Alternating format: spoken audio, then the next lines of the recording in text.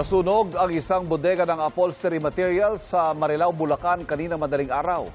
Update tayo sa sitwasyon dyan sa unang balita ni James Agustin. James.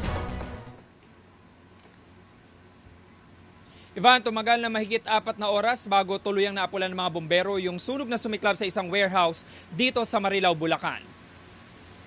Binulabog na nagangalit na apoy ang mga residente ng Barangay Loma de Gato sa Marilao, Bulacan pasado hating gabi kanina. Ang tinutupok ng apoy, isang warehouse na naglalaman ng upholstery materials. Itinasa Bureau of Fire Protection ang sunog sa unang alarma. Rumisponde ang nasa 12 fire truck. Ang iba galing pa sa kalapit bayan.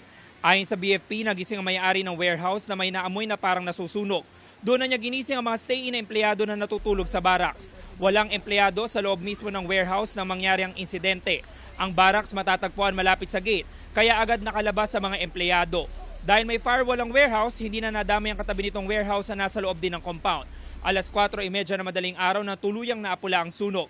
Iniimbestigahan pa ng BFP kung saang bahagi ng warehouse nagsimula ang apoy at ang posibleng sanhi nito. Nung chinek nila, ginising nila yung kasamang mga tao nila sa barracks, binuksan nila yung pinaka-gate nila, yung pinaka-entry point natin ngayon. At nakita nila na may apoy na fully developed na. Malaki, kumbaga malaki na yung apoy. Mayroon tayong nakitang mga doon, mga nagamit na pang fire extinguisher, portable fire extinguisher. Sinubukan nila kaso talagang developed na yung apoy at matras na sila. Yung warehouse natin is naka-firewall. So nung assessment namin, sa tingin namin hindi na siya kakalat. Kumbaga confined na siya. Yung nga lang isa lang entry point, kaya medyo nahirapan tayo.